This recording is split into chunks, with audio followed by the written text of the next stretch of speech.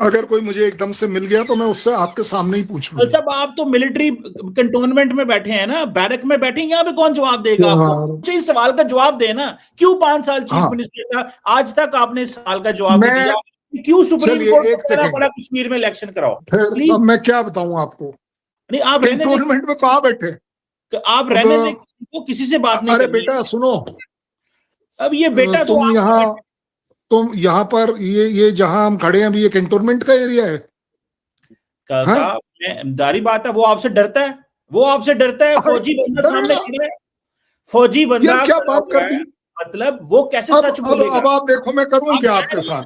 चौक में जाएं, किसी जाके कश्मीरियों को जिनको 5 साल, कल साहब 5 साल आपने वोट नहीं करने दिया इनको, इसका जवाब है आपके पास? मैं मान रहा हूं ना।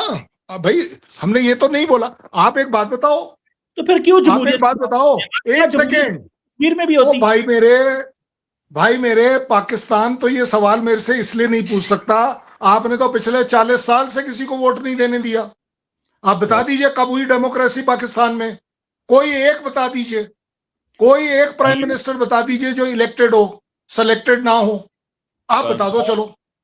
कल कम से कम साहब भाई तो सवाल तो उससे पूछो ना, जो जो कहीं ना कहीं आपको दिख रहा हो गलत हो, लेकिन जो आप बात कर रहे हैं मैं मैं उस पर आ जा तो रहा हूं। सिर्फ मैं आ रहा सच। हूं 5 साल पर। चले। मैं आपका जवाब दे रहा हूं, आपका ओके। जवाब दे रहा हूं। देखिए, जब टेररिज्म को एक अलग तरीके का इजाफा मिलता है, जहां पर अक्रॉस द बॉर्डर सपोर्ट आता है, पैसा आता है, तो उसको रोकने में, उसकी आवाम को ठीक करने में टाइम लगता है। और अब आप इसीलिए देख रहे हैं कि एक प्रॉस्परस गवर्नमेंट यहां पर काम कर रही है। आप अभी चलें, कल रात को मैं आपको कहेंगे, अभी वीडियो डाल दूंगा, 12:30 बजे मैंने लाल चौक 12:30 बजे विजिट किया है, और वहां की भीड़ आप सोच नहीं सकते। डल लेक के चारों तरफ इस समय 1.5 1.5 2 2 घंटे के जैम लगे हुए हैं।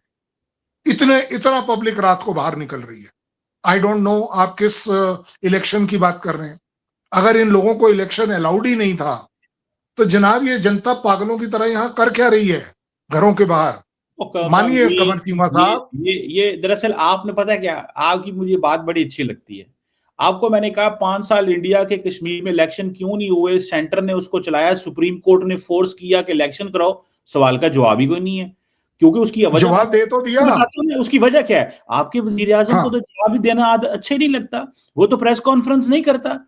वजीर आजम अकाउंटेबल ही नहीं है जब आपके मुल्क का, मैं तो कर्नल साहब आपसे पूछना हूं, आपके मुल्क का वजीर आजम अकाउंटेबल ही नहीं है, क्योंकि वो सवालों के, ठीक। वो तो सामने बंदा बिठाता है, मैनेज्ड किस्म का सहाफी होता है, ठीक है, वो जाके कहता है भाईजान मेरे से ये सवाल करना, फिर दूसरे नंबर पे ये, फिर तीसरे नंबर पे ये सवाल करना, चौथे, और मुझे ये भी पता चला है अगर चौथे नंबर वाला सवाल दूसरे नंबर पे कर ले तो मोदी साहब को जवाब भूल जाता है।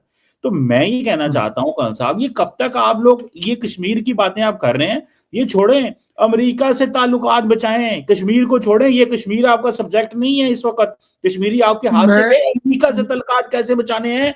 वो कहते हैं अगर आपकी शिप आई बंदे लेके तो मारेंगे, यूएस फोर्सेस जो हैं वो हर कीमत पे अपनी मर्जी पे चीजें करेंगे। आप तो बायलैटरल ब्लॉकेड भी नहीं मानते, इतनी बड़ी नेवी है, निकाले ना अपने लोगों को वहां से, जो ब्लॉकेड नहीं, ओमान में हुआ हुआ है निकाले, नेवी का क्या करना है, किस दिन इस्तेमाल तो करनी है? ऐसे कमर चीमा, इसी को तो बोलते हैं ना, आपके यहाँ वो सेंसिबिलिटी नहीं आ पाएगी, क्योंकि आपके यहाँ माहौल ऐसा रहा है कि जहां ना डेमोक्रेसी है ना पढ़ाई लिखाई है। आपका बजट देख लीजिएगा, आपके यहाँ लिटरेसी रेट देख लीजिए। इसलिए मैं अगर समझाने की कोशिश करूंगा ना, आप नहीं समझोगे। आप जिस अकाउंटेबिलिटी को मेरी कंट्री में ढूंढ रहे हो ना, आपके यहाँ पिछले 50 साल की अकाउंटेबिलिटी किसी एक बंदे की बता दो, आपके चीफ की बता दो, आपके प्राइम मिनिस्टर की बता दो, आपके प्रेसिडेंट की बता दो, और मैं तो कह रहा हूं कमर चीमा साहब की बता दो अकाउंटेबिलिटी। दूर क्यों जा रहे हो? मेरी देखिए, सुनिए मैं सुनिए। तो गवर्नमेंट का मुलाजम नहीं, थोड़ी हूँ। आपकी अकाउंटेबिलिटी, आप तो गवर्नमेंट से आपकी पेंशन लेते हैं अकाउंटेबिलिटी सिर्फ आईएसआई की है, भाई, उससे आप बढ़कर नहीं है। कल साहब आप तो गवर्नमेंट से पेंशन लेते हैं, आपने तो हक में बात करनी ही करनी है ना, आपने तो मिलिट्री की नहीं, सर्विस, आपको लग रहा है मेरी पेंशन रुक जाएगी?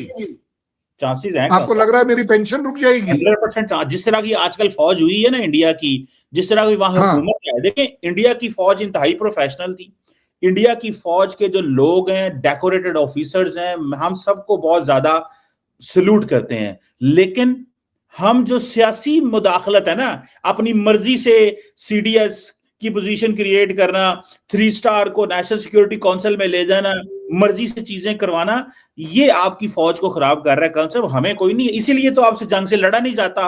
एयरफोर्स चीफ आप प्लेन करता रहता है। आपको आपको सीडीएस नाम जो है ना, जो आपका सीडीएफ है, उसने तो अपने आप को बनाया था।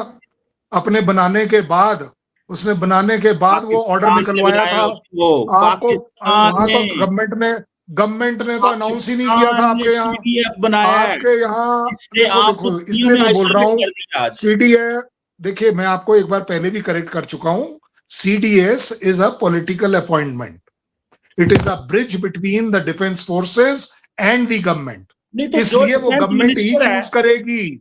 वो मुझे गवर्नमेंट ही बताएं। चूज करेगी। अच्छा, वो मिलिट्री डिक्टेटर आर्मी चीफ नहीं करेगा। ओहो, समझ गया। अकेला कंट्री है पाकिस्तान, जहां यानी पर कि आर्मी चीफ इज यार, सीडीएस। कल साहब जहां आपने, आर्मी चीफ इज सीडीएस, कल साहब self India, styled, self declared आपने इम्यूनिटी पता क्या फॉर कहा है? दी लाइफ। आपने पता क्या इम्यूनिटी कहा है? लाइफ को आपको क्यों चाहिए? आपने पता नहीं आपके क्या कहा है? सीडीएस को इम्यूनिटी फॉर लाइफ क्यों चाहिए? कल साहब आप बता दो। आपने पता क्या बात कहा है? आपने कहा है जो सीडीएस है ना आपका, वो पॉलिटिकल अपॉइंटमेंट है।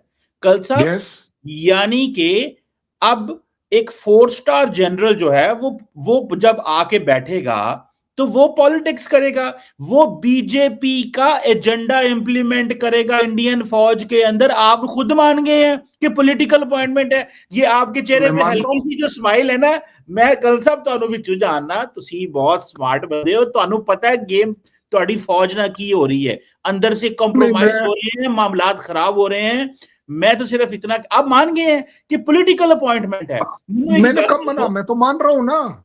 कल मैं साहब आपकी आपने वो फौज जो से तो स्माइल गई की थी, बात करी है ना, इसीलिए तो फौज से लड़ा वो नहीं जाता। मेरे को स्माइल हमेशा इसलिए अच्छी हो जाती है, जैसे ही मैं देखता हूं कमर चीमा का जो फेस है ना ब्राइटन अप होता है, तो हमें समझ आ जाता है कि कमर चीमा के पास कोई बोलने के लिए बची हुई बात नहीं है, तो अब वो स्माइल को लगाएगा। अब आती है बात जो आपने कहा है कि वो 4 स्टार जनरल। देखिए, वो 4 स्टार जनरल इसलिए है कि वो डिफेंस फोर्सेस की जरूरतों को वन पॉइंट कॉन्टेक्ट के तौर पर अपनी सरकार को समझा सके। जो आप बोल रहे हैं ना कि बीजेपी का एजेंडा, अरे भाई साहब, कल बीजेपी नहीं होगी तो किसका एजेंडा होगा? आप बता दीजिए। हमारे यहाँ बीजेपी नहीं होता है, हमारे यहाँ सरकार होती है, हमारे यहाँ फौज होती है, और ये दोनों चीजें आपके यहाँ नहीं होती हैं। आपके यहाँ सिर्फ एक डिक्टेटरशिप होती है। मैं कल साहब आपकी, मुझे फख्र है आपके ऊपर। आप इंडिया के वाहिद फौजी होंगे जो माने हैं कि इंडिया की सीडीएस की पोजीशन एक सियासी पोजीशन है, और बार बार मानता हूं कि it is a political appointment, और क्या बोलूं? आपने माना कि इट ये is not a promotion appointment. It is देखें, नॉट अ प्रमोशन अपॉइंटमेंट। मैं समझ गया। यानी कि एक 3 स्टार बंदा जब रिटायर होके घर चला जाता है, उसको कहते हैं अब यूनिफॉर्म पहनो, अब तुम इन तीनों फौजों के ऊपर हो, और अब तुम एयरफोर्स को बताओ, आर्मी को बताओ, नेवी को बताओ क्या करना है। तो सुनिएगा ना, सुनिएगा। और फिर क्या होता है कल साहब एवे नहीं, फ्रैंकली स्पीकिंग बेड़ा रुड़या, वरना इतनी प्रोफेशनल फोर्स जो है वो कैसे कॉम्प्रोमाइज होती है। देखें, जब जब एक सियासी जमात का एजेंडा एक प्रोफेशनल फोर्स के अंदर इंजेक्ट कर दिया जाए, देखिए इंडियन जनरल्स हों, नेवी के लोग हों, एयरफोर्स के लोग हों, वो प्रोफेशनल्स होते हैं। उन्होंने अपनी लाइफ, जिंदगी, मौत अपने मुल्क के लिए, भारत के लिए जो है वो डेडिकेट की हुई है। लेकिन ऊपर एक आ जाती है गवर्नमेंट जो कहती है साडे एजेंडे नू प्रमोट करो, असी अपने बंदे लावांगे। जो अपने बंदे लाइए ना, ਤੇ ਫਿਰ ਇਹ ਹੀ ਹਾਲਾਤ ਹੁੰਦੇ ਨੇ ਜਿਹੜੇ ਤੁਸੀਂ ਵੇਂਦੇ ਹੋ ਪਏ। 2019 ਚ ਵੀ ਫੈਂਟਾ ਲੱਗਾ, 25 ਚ ਵੀ ਫੈਂਟਾ ਲੱਗਾ, ਤੇ ਅੱਗੋਂ ਹਰ ਸਾਲ ਹੀ ਫੈਂਟਾ ਲੱਗਣਾ ਕਰਨਾ ਹੈ। ਕਿਉਂ? ਅਸੀਂ ਤੇ ਹੁਣ ਵੇਖੋ, ਅਸੀਂ ਤੇ सबूते कैप्टन ਤੁਹਾਡੇ पायलट ਫੜ ਲੈਨੇ ਆ। कुलभूषण यादव तो चलो हमने वैसे पकड़ा हुआ है ना, सबूते पायलट अभिनंदन को हमने दबोच लिया। साहब ए थोड़ी सियासत छड़ दो, माफी मांग लो मोदी रखा क्यों साहब, नहीं? म्यूटनी कर दो। नहीं नहीं नहीं, वो पैर किसके कांप रहे थे? वो पसीना किसका आ रहा था पार्लियामेंट में? आपके पार्लियामेंट में बोला गया, मेरे नहीं। के हवाइयां किसकी उड़ी हुई थी? इमरान खान को 3 घंटे बाद अनाउंसमेंट क्यों करनी पड़ रही थी? एक दिन रख लेते, रख के तो देखते। कमर चीमा साहब फिर से भारत को लोकतंत्र सिखाने निकले हैं। कह रहे हैं कि भारत ने कश्मीर में 5 साल चुनाव क्यों नहीं करवाए, कश्मीर बिना मुख्यमंत्री के क्यों रहा। चीमा साहब पहले पूरी बात समझिए। जम्मू कश्मीर में 2018 में सरकार गिर गई थी, बीजेपी और पीडीपी का गठबंधन टूट गया था। उसके बाद राज्यपाल शासन लगा, फिर राष्ट्रपति शासन लगा, फिर 2019 में आर्टिकल 370 हटाया गया और जम्मू कश्मीर का पूरा प्रशासनिक ढांचा बदल गया। इसके बाद सबसे जरूरी काम था नई विधानसभा सीटों का परिसीमन, यानी कौन सी सीट कहां होगी, किस इलाके का प्रतिनिधित्व कैसे होगा। ये चुनाव आयोग और संवैधानिक प्रक्रिया का हिस्सा था। कोई मोहल्ले की मीटिंग नहीं थी कि आज सोचा और कल चुनाव करा दिया। और फिर क्या हुआ, 2024 में जम्मू कश्मीर में विधानसभा चुनाव हुए, लोगों ने लंबी लंबी लाइनों में वोट डाले, करीब 64% मतदान हुआ और चुनाव के बाद बीजेपी की सरकार भी नहीं बनी। उमर अब्दुल्ला मुख्यमंत्री बने। अब चीमा साहब से सवाल है, अगर भारत में लोकतंत्र खत्म था तो चुनाव हुए कैसे? अगर बीजेपी सब कुछ कंट्रोल कर रही थी तो बीजेपी की सरकार क्यों नहीं बनी? अगर कश्मीर की जनता दबाव में थी तो इतनी बड़ी संख्या में लोग वोट डालने क्यों निकले? लोकतंत्र का मतलब यही होता है, जनता वोट डाले, नतीजा आए और जो जीते वही सरकार बनाए। लेकिन पाकिस्तान के पत्रकारों की दिक्कत ये है कि उन्हें भारत का कश्मीर दिखता है लेकिन अपने कब्जे वाला कश्मीर नहीं दिखता। उन्हें श्रीनगर की विधानसभा दिखती है लेकिन गिलगित बाल्टिस्तान की बेबसी नहीं दिखती। वहाँ आज भी असली फैसले जनता नहीं, इस्लामाबाद और रावलपिंडी की ताकतें करती हैं। अब आते हैं चीमा साहब के दूसरे आरोप पर। वो कह रहे हैं कि सीडीएस राजनीतिक नियुक्ति है ताकि बीजेपी सेना पर राज कर सके।